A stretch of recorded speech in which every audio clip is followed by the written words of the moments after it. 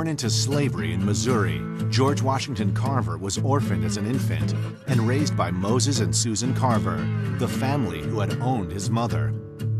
As a frail child, he was not required to help with heavy farm chores and spent his days exploring nature and the plants in the Carver house. Soon, he became known as the plant doctor. George left the Carver home to pursue an education on his own. After 2 years, he earned a certificate of merit and would have to move again in order to continue learning. He moved 75 miles away to Fort Scott, Kansas. He worked at menial jobs while trying to save enough money for school, but his life was a lonely one filled with poverty, cruelty, and prejudice. When he witnessed a black man being lynched, he fled. He had been accepted to Highland College in Kansas, but on arrival, he was turned away because of his race. In 1886, he settled on a farm in Ness County, Kansas.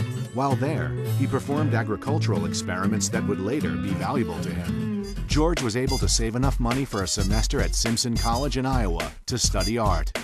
Out of 300 attending, he was the only black student, and he was welcomed. He was described as having a burning zeal to know everything.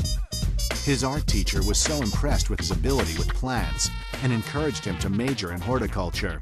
He transferred to Iowa State Agricultural College and graduated in 1894. In 1896, having received a master's, George was offered a position by respected educator Booker T. Washington of the Tuskegee Institute in Alabama.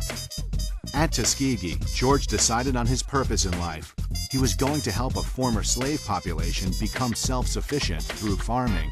Carver had been trained in Iowa in the natural sciences, in botany, and as a scientist and an investigator, Carver was a deeply practical man.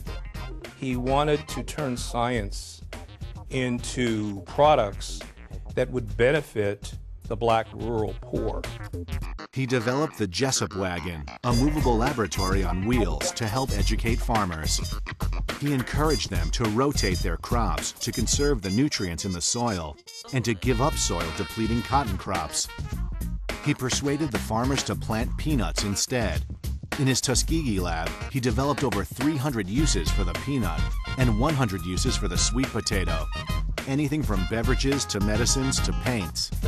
Carver collaborated with Henry Ford in developing alternative fuels with soybeans. He also perfected a process for extracting rubber from the milk of the goldenrod plant.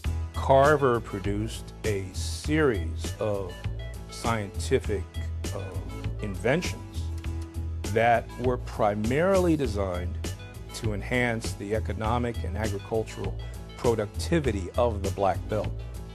They benefited black and white farmers alike. This prolific scientist was also a painter, a crocheter, and a musician, even raising money for the Tuskegee Institute by touring as a pianist.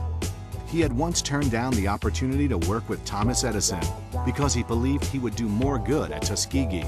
After World War I, by the 1920s, Carver had become something of a legend, a folk hero to the Black South.